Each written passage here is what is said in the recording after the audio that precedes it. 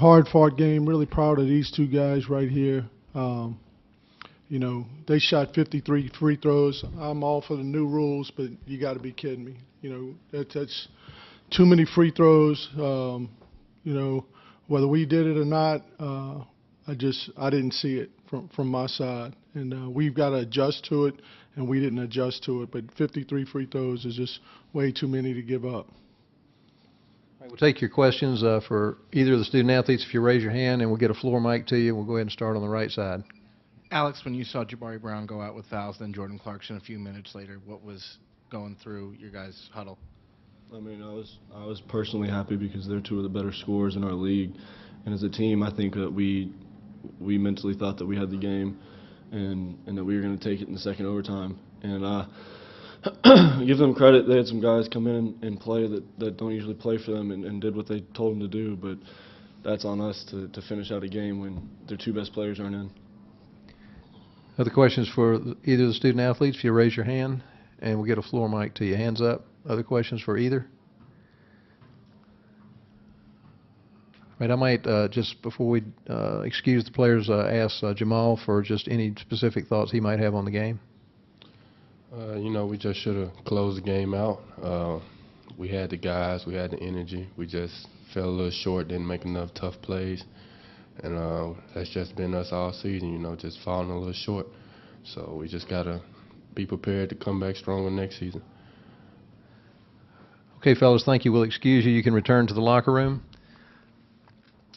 And we'll continue on with questions for Coach Kennedy. If you'll raise your hand and we'll get a mic to you, we'll go ahead and start on the right side.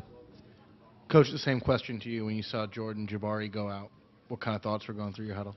Well, I knew Missouri has other good players. I mean, the Williams kid had a heck of a game. He really killed us on the glass. That was a big play, the offensive rebound on a missed free throw that cost us, you know.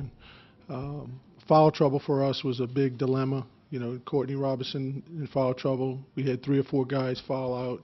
You got to give Missouri credit. They drove the ball and got to the free throw line, and we ended up shooting some threes sometimes. So, you know, they got good players. You know, Jabari and those guys are good, but, you know, those other guys can play too. I mean, they were playing, their backups were playing against our backups, and their backups were better. Their young guys were better. Yeah. Okay, question in the middle aisle.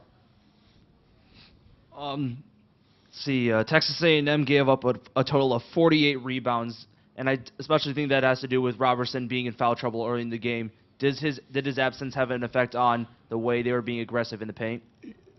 You know, I would like to think so, because he's one of the only upperclassmen we have for us. But we just was too soft. You know, our post guys, you know, were soft, and we didn't block out and didn't make the plays. And again, Missouri made some great plays. You know, I'm going to give Missouri, the Williams kid was too much for us to handle. You know, you got to give them credit, you know.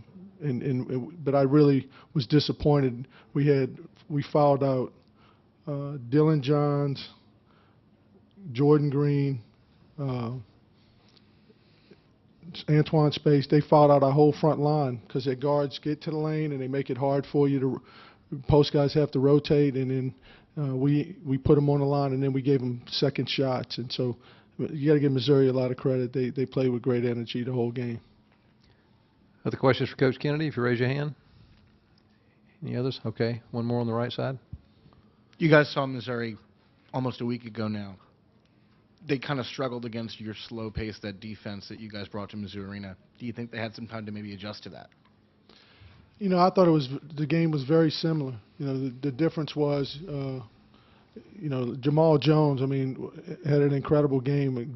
Got out the hospital yesterday at noon in College Station, flew in last night, and played a heck of a game. And, you know, I thought they wore us down some. Their physicality was, and their maturity was a big reason why I thought they won the game. And they were a little bit tougher than us. But, you know, Missouri is a dangerous team because they can score. You know, we competed about as well as we could and gave ourselves a chance, but Missouri made more plays at the end and made more free throws, got to the line. Yes. Other questions? Let's go down the left side.